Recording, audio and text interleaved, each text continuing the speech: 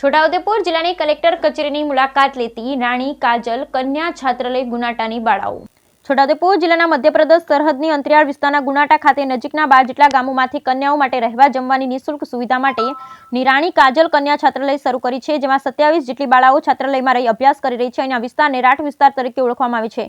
અહીંના અંતરિયાળ વિસ્તારમાં મોટાભાગના માતા પિતા અભણ હોવાને કારણે છોકરીઓને અભ્યાસ કરાવવા બાબતે ખાસ રસ નહીં લેતા અને બાળકોને ઢોરો ચરાવવામાં માનતા હોય, તેમજ કેટલાક બાળકીઓના માતા પિતા બહાર ગામ મજૂરી કામ માટે રહેતા હોય એવી બાળાઓના માતા પિતા સાથે છોકરીઓને ભણાવવા બાબતે ચર્ચા કરી પોતે અહીં ગુનાટા ગામે દેશી મકાન ભાડે રાખી 27 બાળાઓને રહેવા જમવાની નિઃશુલ્ક વ્યવસ્થા સાથે રાઠ વિસ્તાર ડેવલપમેન્ટ કાઉન્સિલ હેઠળ ગોપાલભાઈ રાઠવા અને તેમના પત્ની બેનાબેન રાઠવા સરાહનીય સેવા કાર્યની જ્યોત જલાવી ને એમાં ઘણા બધા સેવાભાવી દાતાઓ પણ યથાશક્તિ સહયોગ કરી રહ્યા છે। જે રાણી કાજલ કન્યા છાત્રાલયની બાળાઓ ગોપાલભાઈ રાઠવા તથા બેનાબેન રાઠવા સાથે રહી આજે છોટાઉદેપુર સેવા સદન ખાતે દરેક કચેરીમાં લોકોને મળતી સરકારી સેવા વિશે વિસ્તૃત જાણકારી આપવામાં આવીને કલેક્ટર અનિલ ધામેલિયા સાથે શુભેચ્છા મુલાકાત લીધી। ત્યારે બાળાઓને અભ્યાસમાં ખૂબ આગળ વધો, ખૂબ સારું ભણી અમારી જેમ નોકરી કરવા બાબતે પ્રોત્સાહન આપ્યું। તેમજ સેવા નિવૃત્ત ફૌજી જવાન ગોપાલભાઈ રાઠવા તથા તેમના પત્ની બેનાબેન રાઠવા ને શૈક્ષણિક સેવાકીય પ્રવૃત્તિની સરાહના કરી। Bureau report Rehan Patel.